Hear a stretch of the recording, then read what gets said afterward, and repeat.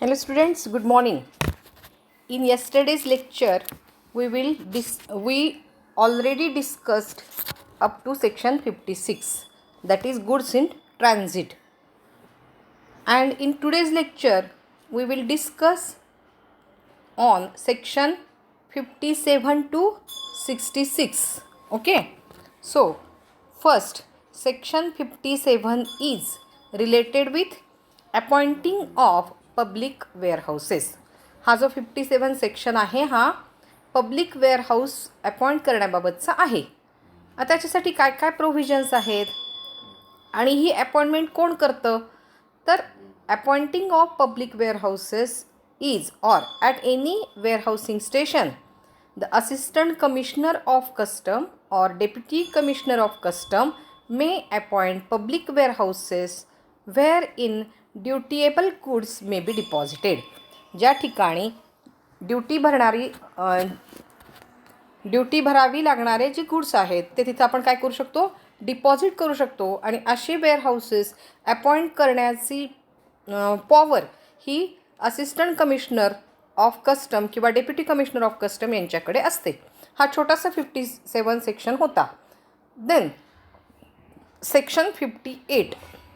So, section 58 is related with licensing of private warehouse. आता public warehouse झालं, त्यानंतर आता प्रायव्हेट वेअरहाऊस जर असतील तर या प्रायव्हेट वेअरहाऊसेसला लायसन्स देण्याच्या बाबतीत कस्टम ॲक्टमध्ये काय काय प्रोव्हिजन्स आहेत हे या सेक्शनमध्ये डिस्क्राईब केलेलं आहे. So at any warehousing station कोण देणार आहे licence, as it is assistant commissioner of custom or deputy commissioner of custom. हेच काय करणार आहे, प्रायव्हेट हाऊसेसला पण लायसन्स देणार आहेत. May license private warehouses where in dutiable goods imported by or on behalf of the license or any other imported goods in respect of which facilities for deposit in a public warehouses are not available. बघा, ज्या ठिकाणी public वेअरहाऊसेसची सोय available नाही त्या ठिकाणी private वेअरहाऊसेसना import केलेले goods ठेवण्यासाठी लायसन्स मिळू शकतं. की ज्या ठिकाणी प्रायव्हेट वेअरहाऊसेसमध्ये इम्पोर्ट केलेले गुड्स डिपॉझिट करू शकतात. बरोबर. The assistant commissioner may cancel a licence. बघा, जसं त्यांना लायसन देण्याची पॉवर आहे same way they may cancel the licence of private warehouses. मग आता हे केव्हा कॅन्सल करू शकतात किंवा what are the provisions related with cancellation of private warehouses licence. तर त्याच्यामध्ये फर्स्ट आहे by giving 1 month notice in writing to the लायसनीला 1 महिना अगोदर नोटीस दिली जाते की तुमचे पुढच्या महिन्यामध्ये काय होणार आहे, लायसन्स कॅन्सल होणार आहे. If the licensee has contravened any provision of this act, जर लायसनीने काही कायद्यातील तरतुदींचा भंग केलेला असेल, or the rules or regulations or committed breach of any condition of the license. आता लायसन मिळवण्यासाठी काय असतात की काही रूल्स असतात, रेग्युलेशन्स असतात, काही ॲग्रीमेंट असतं, काही कमिटमेंट असते आणि ह्याचा काही भंग जर केला असेल लायसनीने तर काय केलं जातं, हे लायसन कॅन्सल केलं जातं. Provided that before any license is cancelled. बघा, असं लगेच लायसन कॅन्सल होत नाही तर त्यासाठी the licensee shall be given a reasonable opportunity of being heard.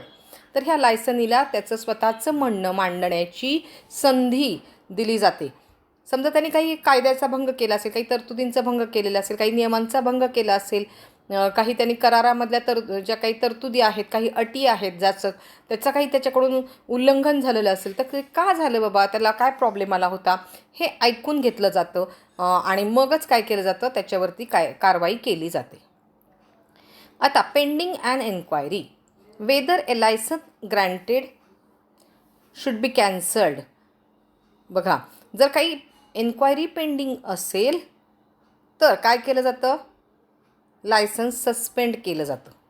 Okay, म्हणजे हा 58 सेक्शन जो आहे हा 58 सेक्शन्स कशाशी रिलेटेड आहे, लायसनिंग ऑफ प्रायव्हेट हाऊसेस. 57 हा काय आहे, पब्लिक वेअरहाऊस आहे आणि 58 काय आहे, प्रायव्हेट वेअरहाऊसचं लायसन्सच्या संदर्भात आहे. आणि मग याच्यासाठी काय आहे की ते कॅन्सल पण कसं केलं जातं ते याच सेक्शनमध्ये डिस्क्राईब केलेलं आहे. नाव section 59. So section 59 is related with warehousing bond. मग हा जो वेअरहाऊस आहे मे बी पब्लिक और मे बी प्रायव्हेट, त्यांच्याकडे काय असतं की बॉन्ड लिहून घेतला जातो. तर हा काय आहे bond? The importer of coffee भेली का the importer of any goods specified in which have been entered for warehousing and assessed shall execute a bond binding himself. आता कसला बॉन्ड असतो, काय आहे या बॉन्डमध्ये? तर a sum equal to twice the amount of the duty assessed on such goods. त्या वेअरहाऊसमध्ये ठेवल्या जाणाऱ्या गुड्सच्या वरती जी काही ड्युटी असेल त्या ड्युटीची डबल अमाऊंटचा बॉन्ड करावा लागतो. लक्षात घ्या. लक्षात आलं काय आहे? Execute a bond binding himself in a sum equal to twice the amount of the duty assessed on such goods.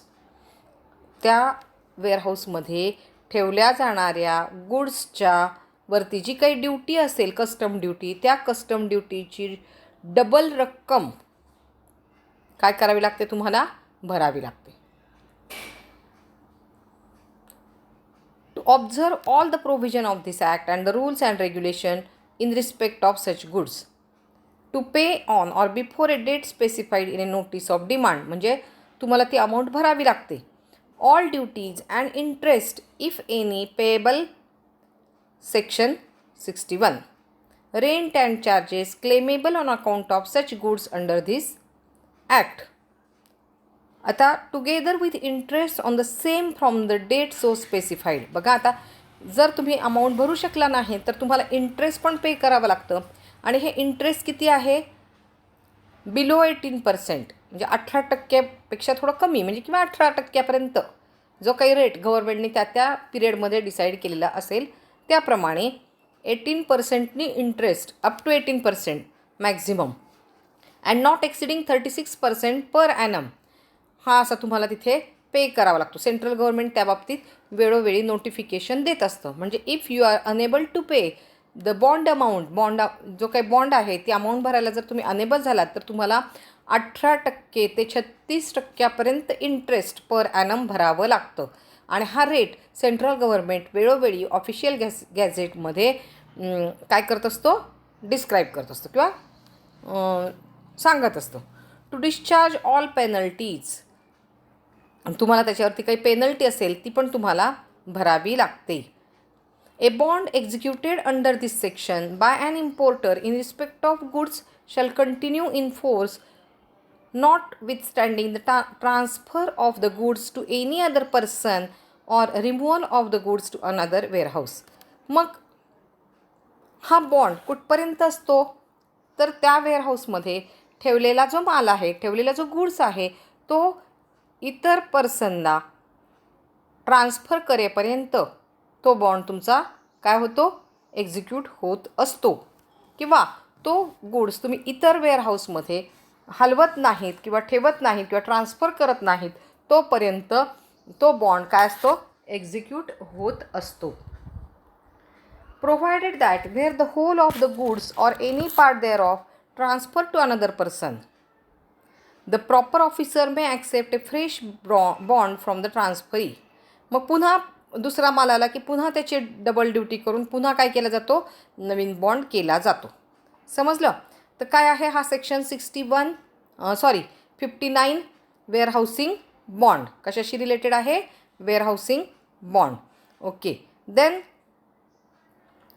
Section 60.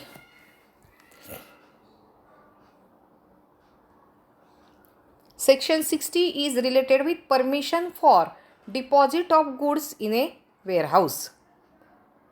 When the provisions of have been complied with in respect of any goods, the proper officer may make an order permitting the deposit of the goods in a warehouse. मग जर ज्या काही सगळ्या provisions complete केलेल्या असतील त्या गुड्सच्या बाबतीतल्या, तर काय करू शकतो, जो प्रॉपर ऑफिसर आहे म्हणजे डेप्युटी कमिशनर और commissioner of custom act custom तर तो काय करू शकतो की ते गुड्स त्या वेअरहाऊसमध्ये डिपॉझिट करण्याची परमिशन देऊ शकतो. म्हणजे section 60 is very simple. It is related with permission for deposit of goods in a warehouse. Then section 61. So it is related with period for which goods may remain warehouse. आता किती पिरियडपर्यंत हा goods ह्या वेअरहाऊसमध्ये ठेवायचा त्याच्याशी related हा 61 section आहे. So any warehouse good may be left in the warehouse in which they are deposited or in any warehouse to which they may be removed. आता त्याच्या बाबतीतल्या काय तरतुदी आहेत, जर तो कॅपिटल गुड्स असेल, कॅपिटल गुड्स म्हणजे काय आहे, मशिनरी असतील, बरोबर, intended for use in any 100% EOU export oriented unit, त्याची till the expiry of 5 years, तो गुड्स तुम्ही 5 वर्षापर्यंत त्या वेअरहाऊसमध्ये ठेवू शकता. म्हणजे काय आहे, कॅपिटल गुड्स असतील आणि जर ते EOU असेल, एक्सपोर्ट ओरिएंटेड युनिटसाठी जर ते आणलेले असतील तर तुम्ही ते वेअरहाऊसमध्ये 5 वर्षापर्यंत ठेवू शकता. नंतर अदर दॅन कॅपिटल गुड्स असेल, परत तेच आहे, EOU एक्सपोर्ट ओरिएंटेड युनिट असतील तर एक्सपायरी ऑफ 3 years, 3 वर्षापर्यंत तुम्ही ती ठेवू शकता. आणि in the case of any other goods, आणि याच्या व्यतिरिक्त काही गुड्स असतील तर 1 वर्षापर्यंत तुम्ही ते वेअरहाऊसमध्ये ठेवू शकता, किंवा permitting the deposit of the goods in a warehouse. बरोबर आहे, लक्षात आलं. कॅपिटल गुड्स 5 वर्षापर्यंत, अदर दॅन कॅपिटल गुड्स 3 वर्षापर्यंत असेल, आणि एनी अदर गुड्स असतील तर ते काय आहे, 1 वर्षापर्यंत तुम्ही वेअरहाऊसमध्ये डिपॉझिट करू शकता. लक्षात आलं. 61. नाव section 62, control over warehouse goods. आता या वेअरहाऊसचं कंट्रोल कोणाकडे असतं? So all warehouse goods shall be subject to the control of proper officer. Proper officer म्हणजे कमिशनर ऑर डेप्युटी कमिशनर, यांच्याकडे त्याचं कंट्रोल असतं. No person shall enter a warehouse or remove any goods therefrom without the permission of the proper officer. जर तुम्हाला त्या वेअरहाऊसमध्ये ठेवलेले goods remove करायचे असतील, घेऊन जायचे असतील, तर तुम्हाला त्या प्रॉपर ऑफिसरची परमिशन काढावी लागते. त्याच्याशिवाय तुम्हाला ते गुड्स काय करता येत नाहीत, ट्रान्सफर करता येत नाहीत. The proper officer may cause any warehouse to be locked with the lock of the custom department and no person shall remove or break such lock. त्याला ताळा लावू शकतो प्रॉपर ऑफिसर, आणि तुम्ही त्याच्या परमिशनशिवाय काय करू शकत नाही, तो ताळा किंवा ते कुलूप उघडू शकत नाही आणि माल घेऊन जाऊ शकत नाही. The proper officer shall have access to every part of warehouse and power to examine the goods therein. आणि मग ह्या कमिशनरला और डेप्युटी कमिशनरला ते गुड्स चेक करण्याचा, त्या वेअरहाऊसमध्ये च्या एव्हरी पार्टमध्ये जाऊन फिरण्याचा काय आहे, पॉवर आहे. सोपे, बरोबर आहे की नाही. 63. Payment of rent and warehouse charges. आता याच्याबाबतचे काय प्रोव्हिजन्स आहेत? The owner of any warehouse goods shall pay to the warehouse keeper rent and warehouse charges at the rates fixed under any law for the time being in force, or where no rates are so fixed at such rates as may be fixed by the Commissioner of Custom. काय आहे की rate fix केलेले असतात, कायद्यानुसार काही rate fix केलेले असतील तर त्या पद्धतीने त्यांना रेंट द्यावं लागतं, आणि जर फिक्स केलेले नसतील तर कमिशनर ऑफ कस्टमने जे काही रेट डिसाईड केलेले आहेत त्या रेटनुसार त्या वेअरहाऊसचं रेंट द्यावं लागतं. आणि जर हे रेंट तो देऊ शकला नाही, if any rent or warehouse charges are not paid within 10 days from the date when they become due झाल्यापासून 10 दिवसाच्या आत जर देऊ शकला नाही, the warehouse keeper may after notice to the owner of the warehouse goods and with the permission of proper officer cause to be sold any transfer of warehouse goods such sufficient portion of the goods as the warehouse keeper may select. भरू शकले नाही 10 दिवसाच्या आत तर वेअरहाऊसमध्ये ठेवलेला goods विकून ते आपलं रेंट किंवा आपले चार्जेस वसूल करू शकतात. खूप महत्त्वाची प्रोव्हिजन आहे, खूप महत्त्वाचं आहे हे सेक्शन 63. म्हणजे ह्याच्यावरती पेनल्टी वगैरे काही नाही आहे, इंटरेस्ट वगैरे काही नाही आहे. तर याच्यात काय आहे की तो ऑफिसर काय करू शकतो की त्या अमाऊंटचा काय करू शकतात, तेवढ्या किमतीचा गुड्स वेअरहाऊसमध्ये ठेवलेला सेल करून आपला रेंट ऑर चार्जेस वसूल करू शकतात. देन सेक्शन 63 झालं. 64 लास्ट आहे. 64 owner's right to deal with warehoused goods. आता जो स्वतः त्या वस्तूंचा त्या मालाचा मालक आहे तो ह्याच्याशी काय करेल, त्याचे काय हक्क आहेत त्या ओनर्सचे. With the sanction of the proper officer and on payment of prescribed fees, the owner of any goods may either before or after warehousing the same. बघा, सगळ्या त्या प्रॉपर ऑफिसर म्हणजे कमिशनर, डेप्युटी कमिशनर कोणी असतील यांची जर proper sanction घेतली, जी काही प्रिस्क्राईब्ड फी आहे त्याचं पेमेंट केलेलं आहे आणि मग हा ओनर काय करू शकतो, इन्स्पेक्ट द गुड्स. आपल्या माल खराब तर झालेला नाही ना, चोरीला तर गेलेला नाही ना, डॅमेज तर झालेला नाही ना, ह्याची इन्स्पेक्शन करू शकतो. Separate damaged or deteriorated goods from the rest. काही खराब झालेला माल असेल तर तो काढून टाकून देणे यासारख्या गोष्टी करू शकतो. सॉर्ट द गुड्स, सॉर्टिंग करू शकतो. Or change their containers for the purpose of preservation, sale, export or disposal of the goods. आणि मग जर त्याला कंटेनरमध्ये भरायचे असतील, कशासाठी, काही प्रिझर्वेशन करायचं असेल, काही सेल करायचं असेल, काही एक्सपोर्ट करायचं असेल, काही डिस्पोजल करायचं असेल आणि यासाठी त्याला कंटेनरमध्ये तो काही माल भरायचा असेल तर तो काय करू शकतो, त्या कंटेनरमध्ये भरून ठेवू शकतो. Show the goods for sale. जर कोणी मागणी केलेली असेल, त्याला माल विकायचा आहे, त्यांना बघायचा आहे माल, तर त्यांना तो माल दाखवू शकतो, ती वस्तू दाखवू शकतो. Take sample of goods without entry for home consumption and if the proper officer so permits without payment of duty on such sample. आणि त्याचे सॅम्पल पण तो काय करू शकतो, घेऊ शकतो. Then section 65. मी याची PPT पण आहे, ही PPT पण मी तुम्हाला सेंड करणार आहे, एकदम शॉर्टमध्ये बनवलेली आहे. हो देते सगळे सेक्शन झाले की मग मी काय करते, तुम्हाला ही PPT सेंड करते. Manufacture and other operation in relation to goods in a warehouse. खूप इम्पॉर्टंट प्रोव्हिजन आहे की या वेअरहाऊसमध्ये तो मॅन्युफॅक्चर पण करू शकतो.